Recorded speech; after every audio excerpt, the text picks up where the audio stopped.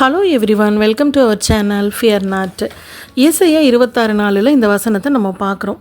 கர்த்தரை என்றென்றைக்கும் நம்புங்கள், கர்த்தராகிய யெகோவா நித்திய கன்மலையாக இருக்கிறார் அப்படின்னு. நம்மளுடைய நம்பிக்கை கர்த்தர் மேலே மட்டும்தான் இருக்கணும். அவரை நம்புகிறவர்கள் பாக்கியவான்கள் அப்படின்னு சொல்லி தான் வேதத்தில் நம்ம பார்க்குறோம். ஆனால் நிறைய நேரங்களில் நம்ம மனிதர்கள் நம்மளை நம்பணும், நம்மளுடைய உறவுகள், நம்மளுடைய ஃப்ரெண்ட்ஸு, ஒர்க் பண்ணுற பிளேஸில் நம்மளுடைய திறமையை அங்கீகரிக்கணும், நம்பணும் அப்படின்னு சொல்லி எதிர்பார்க்குறோம். நம்ம எவ்வளோ தான் உண்மையாக ஹானஸ்ட்டாக இருந்தாலும் சில நேரங்களில் அப்படி நடக்கிறது இல்லை தான். அது நமக்கு ஒரு பெரிய வலி வருத்தத்தை தான் ஏற்படுத்தும். இந்த மாதிரியான பிரச்சனைகள், போராட்டங்கள் நமக்கு மட்டும் இல்லை, நம்மளுடைய ஆண்டவராகிய இயேசு கிறிஸ்து இந்த பூமியில் இருந்தபோது அவருக்கும் இருந்திருக்கு தான். அவருடைய வார்த்தைகளை கொண்டே பார்த்துருவோமா? யோவானில் 14:11 நம்ம பார்க்குறோம். நான் பிதாவிலும் பிதா என்னிலும் இருக்கிறதை நம்புங்கள், அப்படி இல்லாவிட்டாலும் என் கிரியைகளின் நிமித்தமாவது என்னை நம்புங்கள் அப்படின்னு சொல்லி. அவருடைய சீஷர்கள் அவர் கூடவே இருந்து நிறைய அற்புதங்கள் எல்லாம் பார்த்துருப்பாங்க. ஆனாலும் ஒரு சந்தேகத்தோடையே கேள்வி கேட்டுகிட்டே இருந்திருப்பாங்க. அந்த ஒரு முழு நம்பிக்கை இல்லாமல் இருந்ததை நம்ம பார்க்குறோம்ல. அதனால தான் அவர் சொல்கிறாரு, என்னை நம்புங்கள் அப்படின்னு சொல்லி 2 தடவை அந்த வசனத்தில் சொல்கிறத நம்ம பார்க்குறோம். என் கிரியைகளின் நிமித்தமாவது என்னை நம்புங்கள் அப்படின்னு சொல்கிறாரு.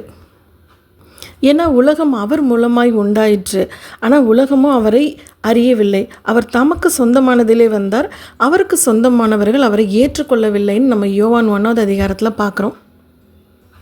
வானத்தையும் பூமியும் உண்டாக்கினவர் அவர், ஆனால் அந்த உலகத்தில் அவரை ஏற்றுக்கொள்ளவில்லை, அவரை அறியவில்லை அப்படின்னு சொல்லி. நம்மளுடைய சொந்த வீட்டில் கூட நம்மளுடைய நெருங்கிய உறவுகள் ஏதோ ஒரு விஷயத்தில் நம்மளை ஒரு சின்ன சண்டை, மிஸ் அண்டர்ஸ்டாண்டிங்கில் புரிஞ்சிக்கலைன்னா நம்ம ரொம்ப வருத்தப்படுவோம்ல. இவ்வளோ நாள் என்னோட கூட பழகிட்டு என்னை புரிஞ்சிக்கல, என்னை நம்பலையே அப்படின்னு சொல்லி நம்ம வருத்தப்படுவோம்ல. ஆனால் ஆண்டவர் நமக்கு அதையெல்லாம் தாண்டி நம்ம தேவனுடைய பிள்ளைகளாகும்படி நமக்கு அதிகாரம் கொடுத்தார் அப்படின்னு சொல்லி வசனம் இருக்குது.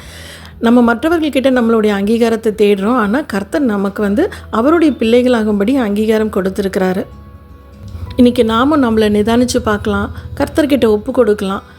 நாங்கள் மனுஷர்கள்கிட்ட போராட வேண்டாம் ஆண்டவரே, உள்ளதை உள்ளதென்றும் இல்லதை இல்லதென்றும் சொல்கிறோம். அதனால் நாங்கள் உபத்திரவப்பட்டால் அதுவும் நல்லது தான். ஏன்னா அந்த காலகட்டங்களில் நாங்கள் நிறைய விஷயங்களை கற்றுப்போம். அதனால் உபத்திரவப்பட்டதும் நல்லது தான். மனிதர்கள் எங்களை நம்புங்கன்னு சொல்கிறதுக்கு பதிலாக நாங்கள் நம்புகிறது கர்த்தராலே வரும்னு சொல்லி விசுவாசிக்கிறோம்.